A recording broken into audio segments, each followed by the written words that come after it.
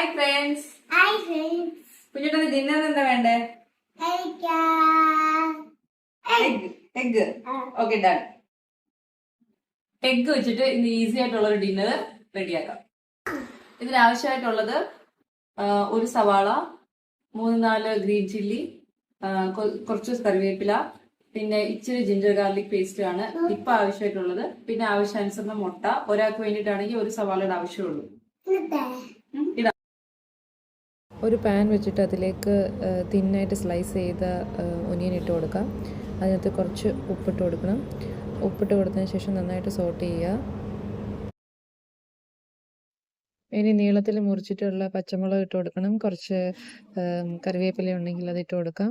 അതിനുശേഷം അതിനകത്ത് ഒരു ഇച്ചിരി വെള്ളം സ്പ്രിങ്കിൾ ചെയ്യുന്നുണ്ട്, അടി പിടിക്കാതിരിക്കാൻ വേണ്ടിയിട്ടാണ്. എണ്ണ വളരെ കുറച്ച് ഉപയോഗിക്കുകയാണെങ്കിൽ നല്ലതാണ്. അതുകൊണ്ട് വെള്ളം കുറച്ച് സ്പ്രിങ്കിൾ ചെയ്യുവാണെങ്കിൽ ഇത് കരിയാതെ. അതിഥി റാവു എന്ന് പറയുന്ന ആക്ട്രസിന്റെ ഒരു ഇന്റർവ്യൂവിനകത്ത് ഞാൻ കണ്ടതാണ്.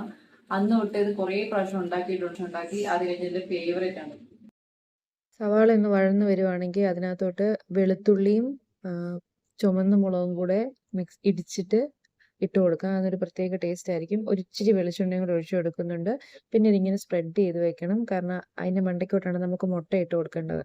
ഞാൻ ഒരു 3 മുട്ട എടുക്കുന്നുണ്ട്. 3 മുട്ട അതിൻ്റെ മണ്ടയ്ക്കോട്ട് പൊട്ടിച്ച് ജസ്റ്റ് ഇട്ട് കൊടുക്കണം. എന്നിട്ടത് പിന്നെ അടച്ചു വെച്ചിരുന്നാൽ മതി.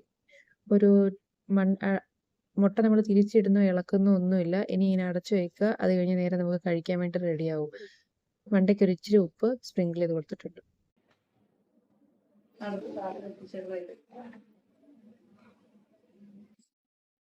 നമ്മുടെ കറി സെറ്റ് ആയിട്ടുണ്ട്. കറി എന്ന് പറയുന്നില്ല, ഒരു എഗ് ഡിഷ്. നമ്മുടെ എഗ് ഡിഷ് സെറ്റ് ആയിട്ടുണ്ട്. നമ്മുടെ എഗ് ഡിഷ് റെഡി ആയിട്ടുണ്ട്. ഇത് ശരിക്കും ചപ്പാത്തിയുടെ കൂടെയോ അപ്പത്തിന്റെ കൂടെയോ ചോറിന്റെ കൂടെയോ എല്ലാത്തിനും കൂടെ നല്ലതാണ്. ഞാൻ ജസ്റ്റ് പുട്ടിന്റെ കൂടെ എടുത്തിട്ടുണ്ടെന്നേ ഉള്ളൂ.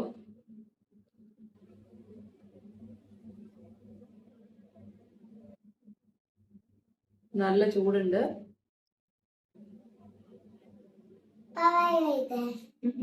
കുഞ്ഞാട്ടോ